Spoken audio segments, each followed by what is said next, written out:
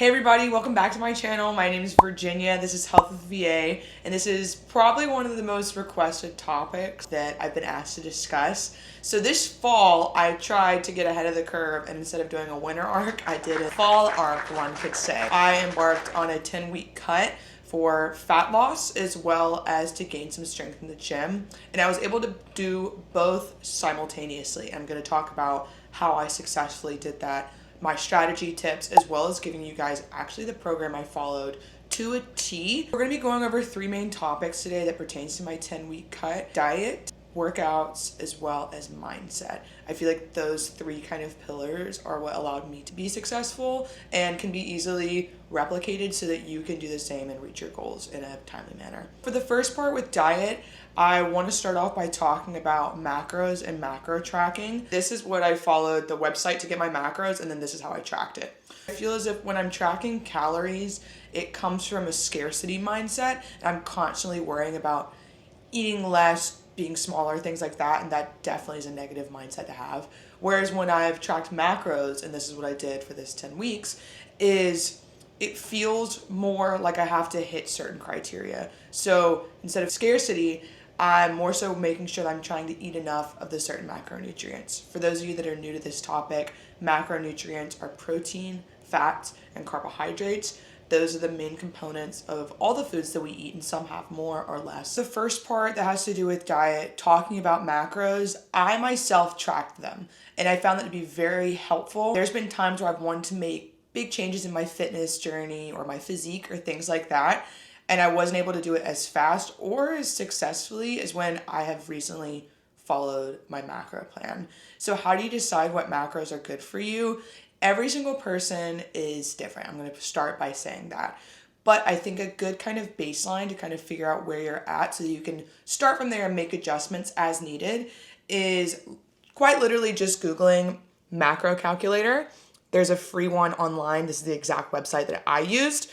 It's called calculator.net, and they offer a free macro calculator, and you're able to put in gender, age, height, and activity level, which I think is very, very important because someone who is also, let's say, 5'9", 160 pounds, who works out 7 days a week is going to have a very different calorie expenditure than someone who's 5'9", 160 pounds, who works out one time a week. This is definitely my website of choice. It's free and it's pretty simple and straightforward. So from there, I actually then used another free app based on the criteria that it gave me there to input it into an app called Macros First. It's very easy, simple layout. You're able to log foods, and if for some reason the foods aren't listed in there, you can actually scan the barcode, also scan a picture of the nutrition label, and it will automatically upload that as a food into the app. So very easy, very user-friendly. It's free. With macros as well, it's really important to note that you need to be eating a ton of protein while staying in a slight caloric deficit. I am not telling anyone to be hungry all the time, but in order to shed body fat, you're gonna have to be eating a little less than what your body is burning. But it's important to have enough protein to maintain or build that muscle mass so that you can achieve that toned look everyone strives for with reducing the body fat and keeping or building muscle mass. What this looks like is you want to aim for around 1 gram of protein per pound of body weight. So the entirety of my 10-week cut this past fall, I was striving for around 165, 175 grams of protein daily. It sounds like a lot.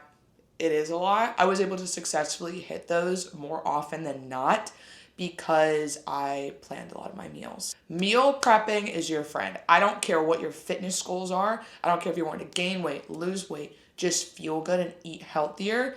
Having that game plan set up at the beginning of the week is what's gonna lead you to success. So on Sundays, me and my boyfriend would actually meal prep majority of our lunches and also dinners for the week. It sounds very time consuming. It doesn't have to be. I have a rice cooker. Oftentimes I would buy just grilled chicken breasts or ground meats and frozen vegetables. Frozen vegetables are really cheap.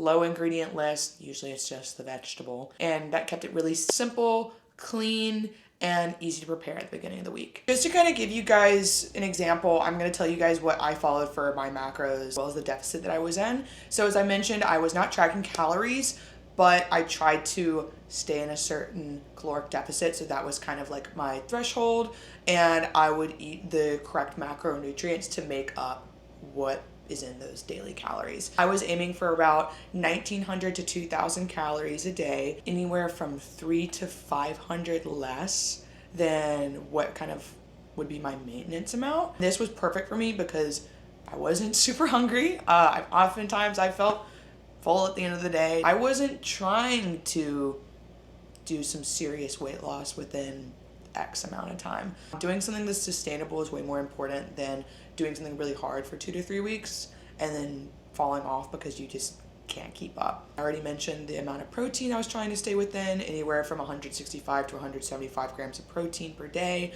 around 200 grams of carbs as well. I'm trying to remember the amount of fats. It was anywhere from like 50 to 65.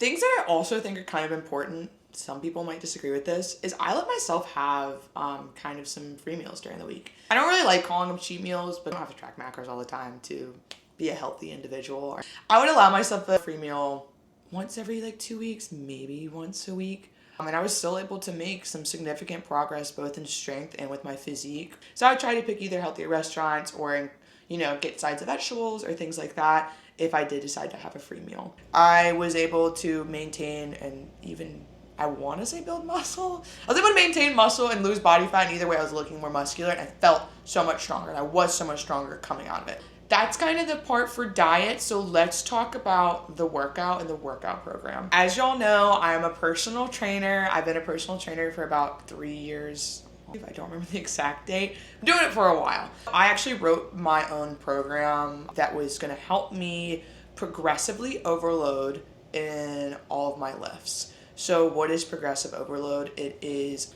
increasing the amount of, muscle capacity over time. So you got to keep pushing that threshold so that you can improve and get stronger over time. So I was lifting 4 days a week. I did almost all free weights and body weight exercises because this is what I was wanting to improve upon. I wanted to build out certain muscles on my body, and I also just wanted to get stronger in my push-ups and pull-ups because, as you guys know, those were a huge priority for me in 2024. And I did cardio maybe about like 3 times a week.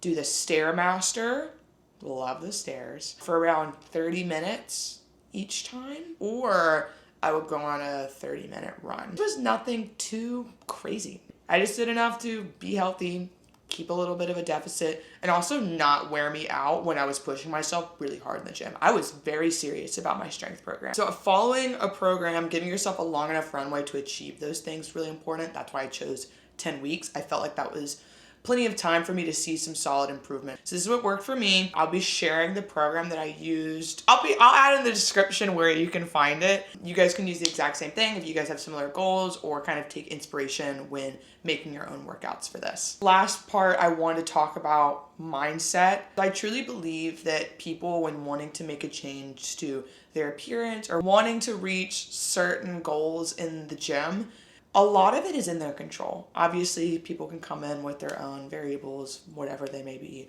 but a lot of it is within your control. So if you go into this with a game plan, and ideally, if you could work with someone who has been a trainer, has even more experience than you in the gym, you give yourself a game plan and follow it. You just have to trust your plan.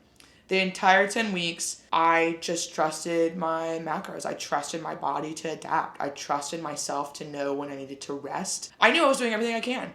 And changes were going to come. It might not be as fast as I wanted, but if I trusted that process, it was going to come. I had to get really comfortable with doing hard things. Doing things when I didn't really want to because I knew that it would be better for me in the long run. And this is something else I talk about a lot. Fitness, I believe, is such a vessel for your character. You are able to really prove to yourself how hardworking you are, how disciplined you are when it comes to your fitness and health routine. So I believe that really following my program, following my macros, things like that, proved to myself that I can do hard things. I oftentimes had to show up to the gym, go on a run, eat a repetitive meal, when I really wasn't feeling like it or I was tired. I really relied on habit stacking when it came to sticking with my fitness routine during this. As you guys know, I was reading a lot on the Stairmaster. I actually picked out a book series that I knew was pretty lengthy and would probably take me at least the 2.5 months that I was following this program,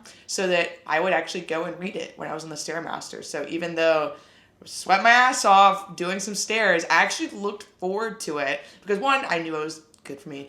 Two, because I knew that was designated time for me to read a book I really loved. So I ended up reading almost the entire Throne of Glass series because of my 10-week cut, which if you haven't read that before, it's awesome. I thoroughly enjoyed it. It definitely inspired me to go harder in the gym. That was like a way that I found joy in something that can be considered monotonous, but that definitely made it a lot easier, and I really started to prioritize that time because I treated it as time for myself. So that was a kind of a helpful tip that I developed during the fall. These are all my tips, tricks, and the strategy that I use to have a successful 10-week journey for fat loss and gaining strength in all my lifts this past fall. So I hope this was really helpful and gave you the confidence to succeed. You can really accomplish a lot more than what you think you're capable of. And I believe that definitely comes from having a good game plan entering that season. So these are the things that helped me form that plan. I'm also going to have my program that you guys can download for free that I use to follow in the gym. And I'm really excited to be making more videos like this. So comment below anything that you want to maybe learn more about from your token trainer friend, or want me to film while I'm out and about in New York with my own fitness journey. Thank you guys so much for being here, and I look forward to talking to you guys in the next video. Bye.